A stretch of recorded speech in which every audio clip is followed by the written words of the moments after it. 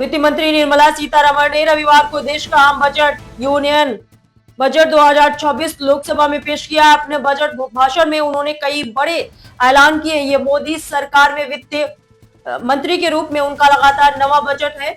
उन्होंने देश की इकोनॉमिक ग्रोथ के साथ ही बैंकों के लिए भी बड़ी घोषणाएं की हैं। उन्होंने कहा है कि बैंकिंग सेक्टर पर का रिफॉर्म जरूरी है और खासतौर पर सरकार ने एनबीएफसी के लिए नया विजन तैयार किया है।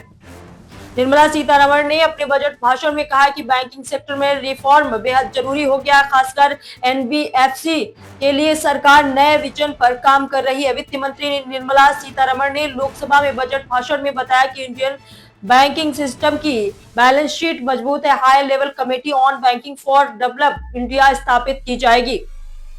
उन्होंने आगे कहा कि पावर फाइनेंस कॉर्पोरेशन और आरईसी की रिस्ट्रक्चरिंग होगी। Corporate bond market total return swap की शुरुआत होगी। म्यूनिसिपल बॉन्ड के लिए 100 करोड़ रुपए की स्कीम आएगी। वित्त मंत्री के मुताबिक इससे ग्रामीण इकोनॉमी में बैंकिंग पर फोकस रहेगा। बैंकिंग रिफॉर्म पर जोर देने के साथ ही वित्त मंत्री निर्मला सीतारमण ने लघु मध्यम उद्यमों को चैंपियन बनाने पर सरकार के फोकस के बारे में बताया और एमएसएमई को सहायता पहुंचाने का ऐलान किया। उन्होंने कहा है कि 10,000 करोड़ रुपए के समर्पित एसएमई विकास निधि की शुरुआत की जाएगी। आत्मनिर्भर भारत कोष में अतिरिक्त 2,000 करोड़ रुपए डाले जाएंगे। कैंसर मरीजों के लिए बड़ी राहत। बजट में कैंसर के इलाज को सस्ता बनाने पर जोर दिया गया है। 17 जरूरी कैंसर की दवाओं पर लगने वाली बेसिक कस्टम ड्यूटी को पूरी तरह हटा दिया गया है। इस फैसले से कैंसर मरीजों के लिए महंगी दवाएं सस्ती हो जाएंगी। इसके अलावा 7 अन्य दुर्लभ बीमारियों की दवाओं पर भी